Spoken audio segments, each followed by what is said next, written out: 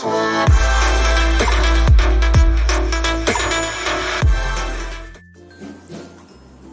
adik, kita sekarang masuk ke pembahasan soal utul tahun 2019 materi ekonomi. Kakak mulai langsung dari nomor 1. Kakak baca pertanyaannya. Kemampuan seorang manajer untuk mengkoordinasikan dan mengintegrasikan seluruh kepentingan dan aktivitas organisasi. Jadi intinya dia adalah manajer tersebut mengkoordinasikan dan mengintegrasikan seluruh kepentingan dan aktivitas organisasi, termasuk di dalamnya mengantisipasi perubahan lingkungan. Disebut itu kemampuan apa? Jawabannya adalah kemampuan konseptual. Kemampuan konseptual ini berbicara tentang kemampuan seorang manajer itu dalam membuat atau menyusun rencana apapun itu, di mana rencana harus dibutuhkan untuk mengantisipasi segala perubahan-perubahan yang ada agar semua bagian atau fungsi daripada manajemen itu bisa bekerja untuk mencapai tujuannya. Sementara untuk keterampilan teknikal, ini adalah bukan tentang membuat rencana, tetapi tentang mengeksekusi atau menjalankan rencana yang dibuat oleh siapa? Yaitu oleh bagian perencanaan atau oleh manajer konseptual. Nah, ini biasanya yang teknikal ini biasanya di bagian level manajemen tingkat bawah maupun menengah. Kalau untuk konseptual biasanya dimiliki oleh manajemen tingkat atas. Sementara teknikal rata-rata dimiliki oleh manajemen tingkat bawah dan menengah.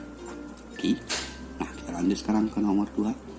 Proses manajerial di mana seorang manajer perusahaan memastikan bahwa aktivitas dan capaian perusahaan telah sesuai dengan yang direncanakan. Jadi, siapakah atau fungsi manajemen apakah yang tugasnya untuk memastikan apakah aktivitas perusahaan itu sesuai dengan rencana. Itu biasanya dilakukan oleh bagian controlling atau bagian pengawasan atau bagian pengendalian. Maka jawabannya adalah E. Jadi bagian pengawasan, pengendalian, atau ini bahasanya sama saja. Pengendalian, atau controlling. Tujuan fungsi ini adalah untuk memastikan antara pelaksanaan dengan plan, dengan rencana itu sesuai. Oke. Nah, kita lanjut ke nomor 3, soal nomor 3. Di nomor 3, kalau geser dulu ya. Di nomor 3 ada soal seperti ini. Ada data dikasih, dia tanya berapa total aset lancar. Oke. Nah, kita harus tahu dulu yang mana aset lancar. Aset lancar adalah aset itu terbagi 3 ya. Aset atau harta, nama lain daripada aset itu harta, itu terbagi 3. Harta lancar atau aset lancar, harta tetap, kemudian tak berwujud. Oke, yang ditanya adalah aset lancar. Nah, kita cek satu-satu. Kas iya, aset lancar. Saldo normalnya ini debit. Piutang iya, dia merupakan aset lancar, saldo normalnya debit. Kemudian cadangan penghapusan piutang iya juga. Ini tapi dia bersaldo min karena sifat dia adalah mengurangi daripada nilai piutang. Karena dia adalah akun untuk mengurangi piutang tetapi berada dalam posisi aset dan terkategori sebagai aset lancar. Sementara untuk persediaan iya, dia bersaldo debit, persediaan barang dagang, tetapi gedung ini bukan, ini adalah aktiva tetap. Peralatan juga aktiva tetap dan akumulasinya terkategori aktiva tetap. Nah, sekarang kita hitung total aktiva lancar berapa. Maka, tapi ingat, cadangan kas di sini bersaldo kredit, sehingga sifat dia, cadangan penghapusan piutang bersaldo kredit. Maka sifat dia adalah mengurangi nilai total aset lancar. Maka aset lancar yaitu 30.500 atau 30,5 juta ditambah 80 juta ditambah persediaan barang 25,7 juta, tetapi dikurangin dengan cadangan penghapusan piutang. Cadangan penghapusan piutang itu dikurang 5 juta. Ini kita geser ya.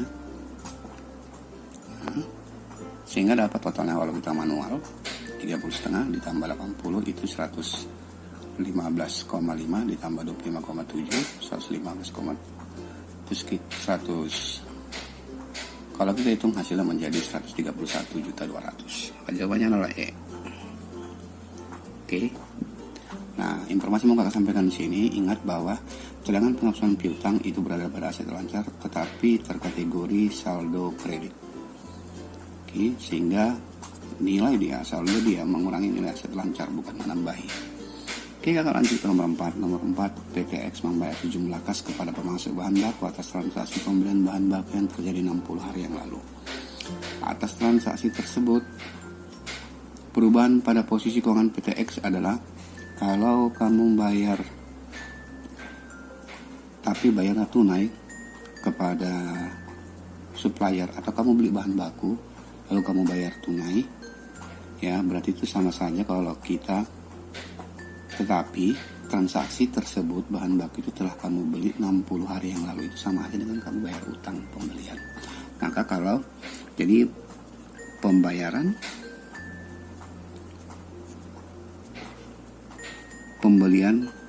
kredit. Kenapa dikatakan pembelian kredit? Karena pembelian yang kamu lakukan itu 60 hari yang lalu. Maka jurnalnya adalah utangmu berkurang debit, lalu kasmu berkurang kredit. Nilainya berapa? Itu nilainya sebesar yang dibayar. Maka ketika utang berkurang, ini sama saja utang bahasa lain daripada kewajiban. Oke, jadi utang debit atau kewajiban debit. Utang sama kewajiban itu sama ya namanya. Kas ini adalah bagian daripada aset kredit. Kewajiban jika di debit berarti ini sama saja pengertiannya berkurang. Kalau aset di kredit bertambah. Berkurang juga.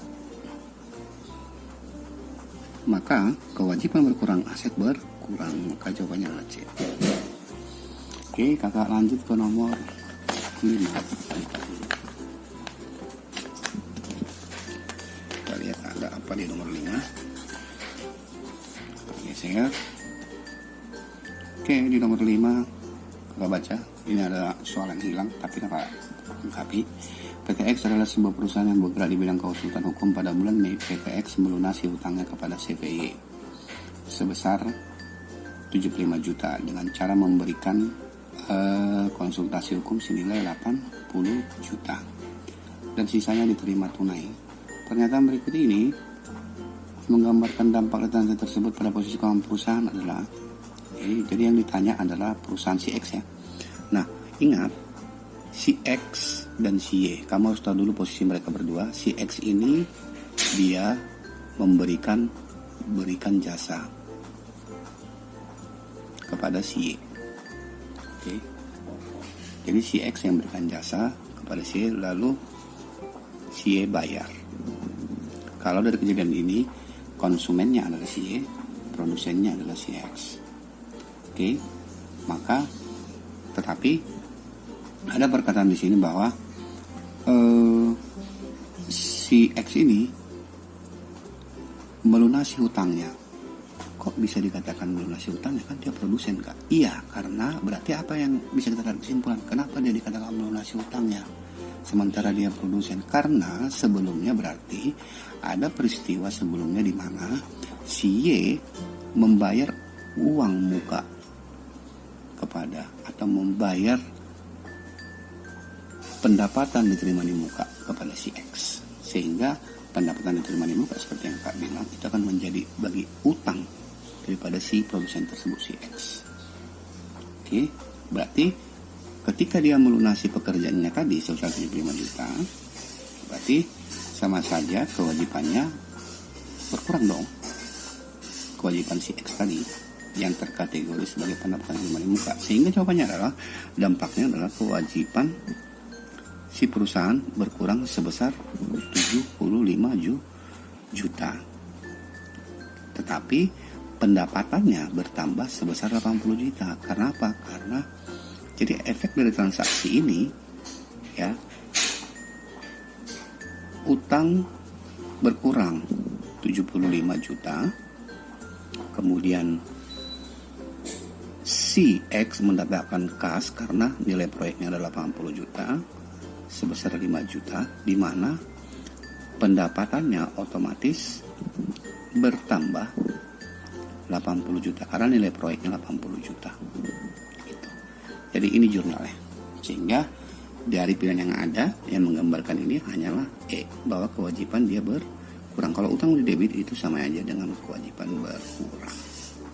Oke, sementara untuk asetnya bertambah hanya 5 juta, pendapatannya bertambah 80 juta. Maka jawabannya adalah itu yang sesuai dari jurnal ini. Kita lanjut ke nomor 6. Di nomor 6, dampak kenaikan tarif pajak terhadap penerimaan pajak pemerintah dan pendapatan nasional suatu negara. Ya, teori ini mudah. Teorinya mudah, bahwa jika hubungan pajak dengan pendapatan nasional itu, pendapatan nasional ini hubungannya terbalik ya. Kok terbalik Kak? Ya, jika pajak bertambah maka pendapatan nasional pasti berkurang, hubungannya negatif. Lalu kita pasangkan dengan pernyataan ini. Kalau tarif pajak bertambah, otomatis penerimaan pajak pemerintah, TX-nya pasti bertambah. Efeknya ya pendapatan nasional berkurang. Oke, pajak ini simbolnya TX, pendapatan nasional simbolnya Y atau yield. Jadi ingat aja teorinya, bahwa pajak memiliki efek negatif kepada pendapatan nasional. Jika pajak bertambah, pendapatan nasional akan berkurang. Jika pajak berkurang, pendapatan nasional bertambah. Maka jawabannya adalah teksnya naik dan Y-nya turun. Oke. Kakak lanjut di nomor 7. Nomor 7, dalam bingkai sistem koordinat di masa sumbu tegak menunjukkan harga persatuan unit dan sumbu datar menunjukkan jumlah barang. Kenaikan permintaan dicerminkan oleh Nah, ini samanya dengan kurva permintaan ya. Kurva permintaan, kakak gambar dulu. Ini kurva permintaan, ini harga. Dalam bingkai sistem koordinat di mana sumbu tegak itu adalah harga per unit, price. Sumbu datar itu jumlah permintaan, maka ini. Oke, nah kita cek. Kenaikan permintaan dicerminkan oleh misal di sini 50, di sini 100. Nah, kalau ini kan jumlah permintaan ya. Kalau permintaannya naik, kakak bikin andaikan di sini menjadi 75. Maka otomatis harganya tuh turun karena sesuai dengan hukum permintaan. Ya, hukum permintaan. Ini menyangkut hukum permintaan ya, Dek. Hukum permintaan, jika P naik, maka jumlah permintaan tuh turun. Berlaku sebaliknya, P turun, jumlah permintaan naik. Maka kenaikan permintaan dicerminkan oleh harga tuh turun atau tingkat harga yang lebih rendah. Jawabannya adalah C. Oke. Kenapa nggak bergeser, atau kenapa mungkin nggak bergeser? Karena nggak ada hubungannya dengan pergeseran di sini ya. Hanya karena dia cuma menjelaskan tentang hubungan antara X dan Y atau sumbu vertikal dan sumbu horizontal. Oke. Tidak ada perubahan atau penambahan kurva. Kita lanjut ke nomor 8. Efisiensi dalam operasi perusahaan dapat meningkatkan keunggulan kompetitif perusahaan. Efisiensi itu adalah pengiritan biaya. Kalau pengiritan biaya produksi, apakah dapat meningkatkan keunggulan? Iya, keunggulan kompetitif karena si perusahaan bisa menjual barangnya dengan harga lebih murah sehingga lebih bisa bersaing. Maka ini benar. Kemudian keunggulan harga dapat menjadi strategi bersaing efektif untuk berbagai jenis produk. Benar juga. Karena jika kita memiliki produk yang unggul harganya, maksudnya harganya lebih murah dari yang lain, maka kita bisa bersaing secara efektif untuk berbagai jenis produk. Oke, maka berhubungan, maka jawabannya A.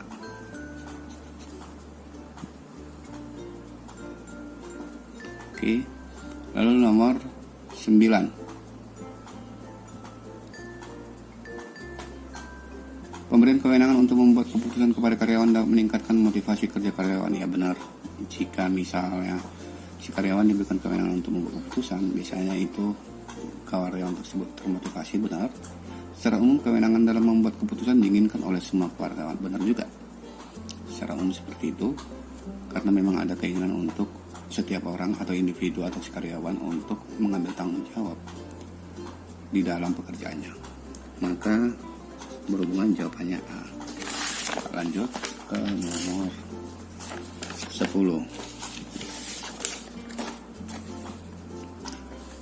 Di nomor 10 kakak baca, suatu perusahaan membeli tanah dengan tujuan untuk mendapatkan keuntungan dari selisih harga jual di masa depan. Jadi ini spekulasi ya.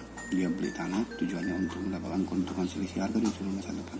Perusahaan mencatat tanah tersebut sebagai aset properti investasi. Ini benar. Jadi apabila suatu perusahaan dia membeli tanah atau gedung, tetapi tujuannya bukan ini.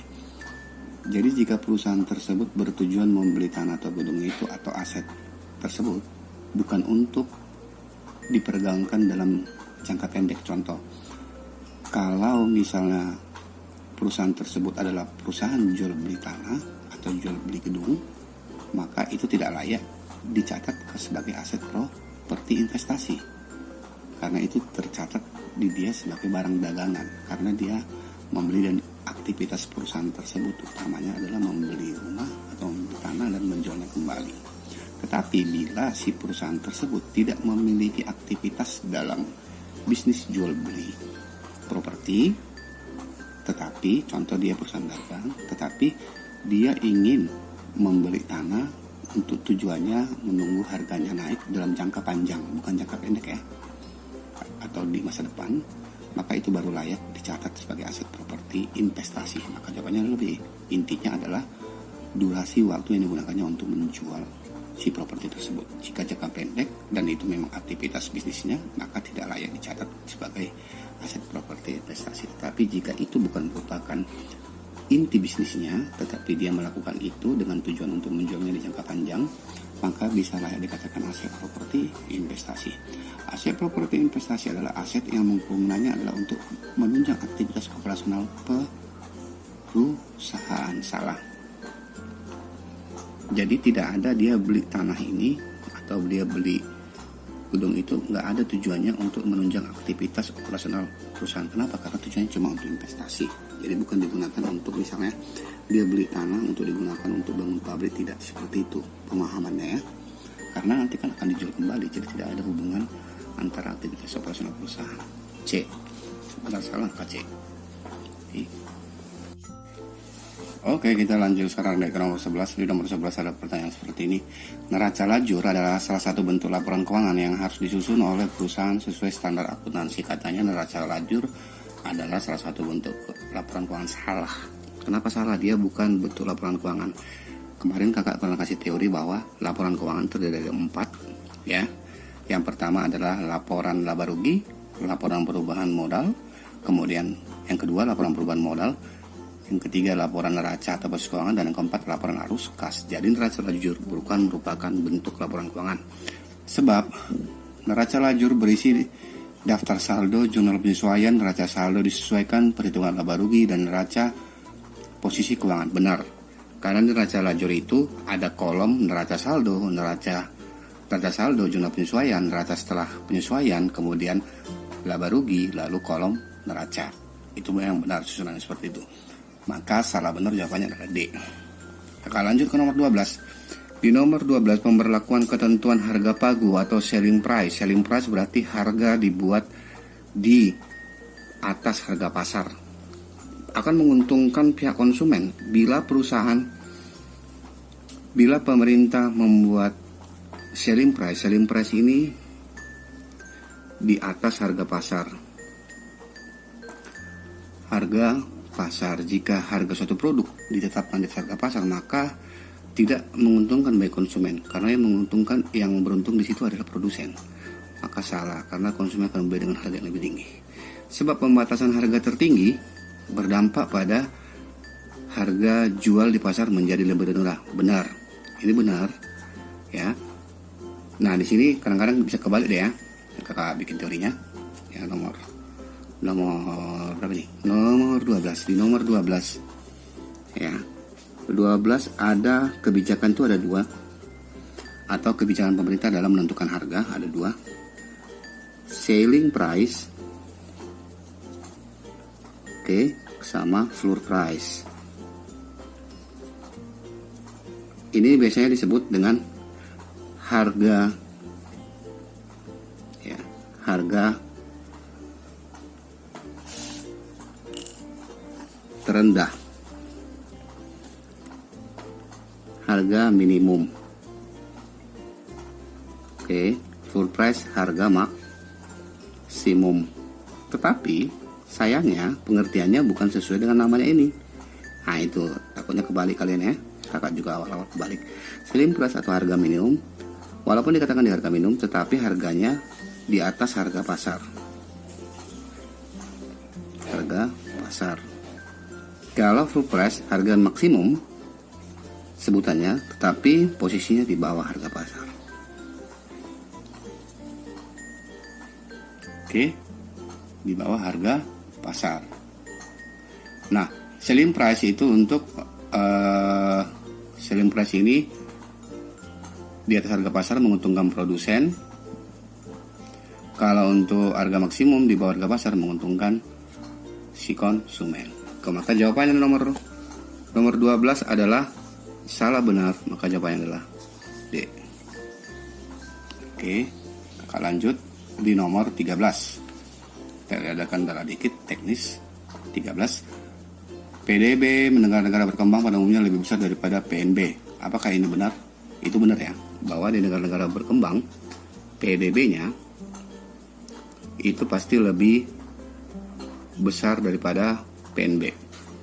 Oke, teorinya gimana? Itu bukan teori, tetapi itu penilaian umum. Penilaian umumnya mengatakan bahwa di negara berkembang PDB itu cenderung lebih besar daripada PNB. Tetapi di negara maju PNB-nya itu biasanya lebih besar daripada PDB-nya, karena warga negaranya lebih produktif, gitu ya. Sebab nilai produksi warga negara di luar negeri lebih kecil daripada nilai produksi warga negara asing di negerinya. Benar. Oke. Nilai produksi warga negara di luar negeri atau warga negara kita yang luar negeri lebih kecil daripada nilai produksi WNA yang ada di Indonesia, di negara kita. Ini benar. Kenapa? Karena kita tahu bahwa rumusnya kalau PDB kan sama dengan, kalau kacamata Indonesia ya, itu WNI yang di dalam negeri plus WNA yang di dalam negeri. Oke, kalau PNB ini cukup WNI aja yang kita hitung, WNI yang dalam negeri sama WNI yang di luar negeri. Oke, kalau ini lebih besar, kenapa ini lebih besar? Ya, karena WNA-nya pasti lebih besar daripada WNI ini. Sementara WNI-nya kan tetap dalam negeri. Oke, makanya jawaban benar jawabannya adalah A. Kita lanjut ke nomor 14. Media komunikasi yang efektif digunakan oleh manajer supervisor menyampaikan feedback atas kinerja seorang karyawan. Ini sebenarnya sederhana ya. Misalnya kamu seorang manajer, kamu ingin memberikan umpan balik atau penghargaan kepada karyawanmu yang bekerja efektif. Maka apa media yang kamu lakukan? Pasti kamu akan memanggil orang tersebut, ya, mengapresiasikan secara langsung si orang tersebut, atau menggunakan surat resmi.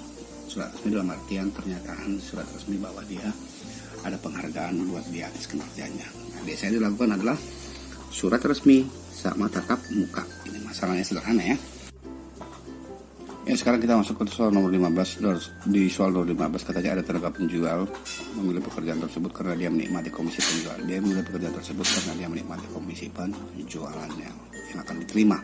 Maka itu contoh apa? Penghargaan.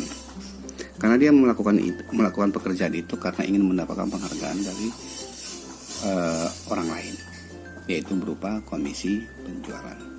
Kemudian, apakah itu merupakan contoh idealisme? Bukan. Jadi ini salah. Ya, karena kalau idealisme dia tidak mengharapkan imbalan. Namanya idealisme, dia hanya bertahan kepada idenya saja, meskipun apa yang terjadi di luar dia tetap mempertahankan idenya. Sementara dia di contoh kasus ini adalah dia memilih itu karena adanya imbalan. Jadi itu bukan merupakan contoh idealisme. Lalu itu bisa dikatakan juga ambisi. Orangnya ambisius. Kemudian dia tidak memiliki motivasi ekstrinsik. Motivasi ekstrinsik adalah motivasi yang lebih mengarah keluar. Jadi ada hubungannya, contoh kamu berbuat baik, melakukan kegiatan sesuatu, itu memiliki motivasi ekstrinsik. Karena intinya si tenaga penjual itu dia melakukan itu karena adanya feedback ke dalam dirinya sendiri. Itu berupa penghargaan dan bisa menjawab ambisi dia. Maka jawabannya adalah B. Oke, adik, kita sekarang ke nomor 16. Nomor 16 kakak baca. Berikut ini adalah jenis-jenis laporan keuangan yang dihasilkan oleh sistem akuntansi manajemen untuk kepentingan internal perusahaan. Jadi kepentingannya laporan keuangan itu adalah untuk orang dalam perusahaan aja. Yaitu jenis laporan apa? Yaitu laporan biaya produksi, ya, laporan harga pokok penjualan, ya, karena untuk berguna untuk manajer mengambil keputusan. Kemudian laporan anggaran penjualan, ya juga, sama laporan arus kas. Itu ini semua berguna untuk kepentingan internal. Maka jawabannya adalah E. Oke. Nah, sementara laporan yang lebih spesifik, ya. Kalau untuk laporan umumnya itu kan seperti yang kita bilang kemarin, bahwa laporan keuangan itu ada 4, ya. Laporan laba rugi, perubahan modal, laporan neraca keuangan, sama laporan arus kas. Nah, biasanya untuk laporan-laporan yang spesifik seperti ini spesifik, ya. Karena tidak mencakup keseluruhan, hanya mencakup tentang beberapa hal. Ini biasanya berguna untuk kepentingan internal. Jadi tidak diberikan kepada pihak eksternal. Kita lanjut nomor 17. Nomor 17, ketika suatu perusahaan melunasi utang obligasi dengan cara menerbitkan saham. Jadi si perusahaan tersebut punya utang obligasi, tapi dia cara melunasinya bukan dengan dia bayar tunai, tapi obligasi itu surat utang, ya. Jadi misalnya kamu punya perusahaan, kamu menerbitkan surat utang, katakanlah 1 miliar, lalu orang membeli, lalu nanti itu ntar kamu bayar surat utang tersebut. Tapi kamu nggak bayarnya pakai duit. Di soal ini kamu bayarnya nggak pakai uang, tapi kamu dengan cara menerbitkan saham. Maka akun-akun yang terlibat dalam jurnal untuk mencatatkan saham tersebut adalah tentu kas tidak terlibat. Kenapa? Karena tidak ada pembayaran di sini, karena kamu bayarnya pakai saham. Kemudian utang jangka panjang kamu pasti berkurang, karena kan si utang obligasi inilah utang jangka panjang, terkategori utang jangka panjang, dan kamu ingin lunasin. Ketika kamu lunasin berarti utang jangka panjang kamu berkurang. Kalau utang berkurang, posisi debit.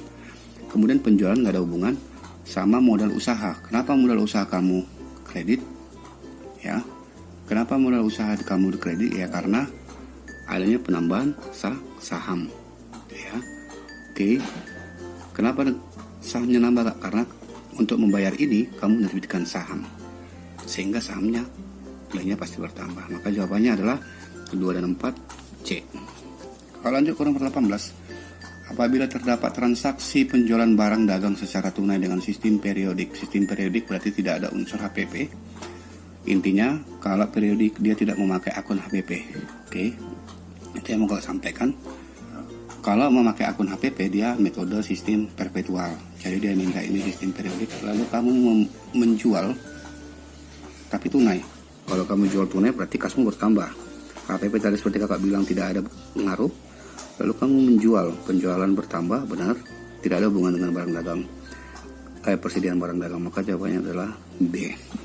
Oke.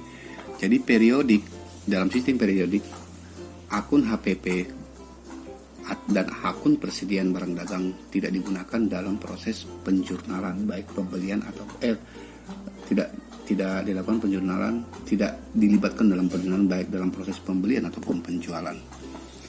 Sementara untuk sistem perpetual, dalam proses pembelian dan penjualan akan menggunakan akun baik itu HPP maupun akun persediaan barang dagang.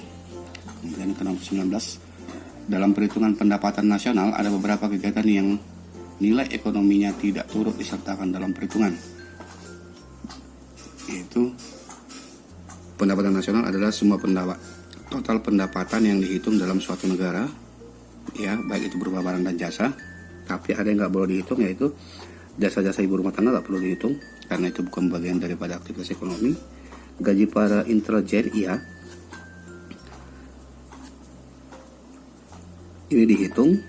Tapi ingat, yang diminta adalah yang tidak turut dihitung.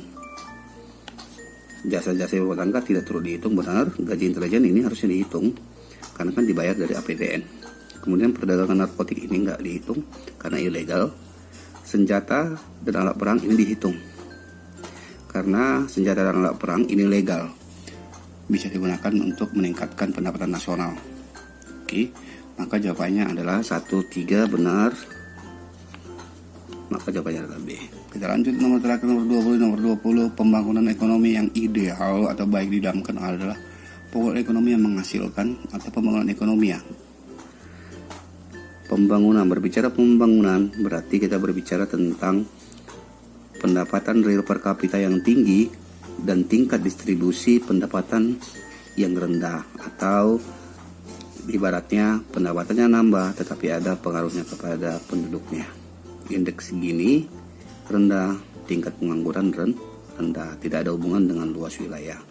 Maka jawabannya adalah A. Oke, demikian pembahasan soal UTUL tahun 2019. Semoga kalian tetap latihan, tetap semangat, tetap belajar.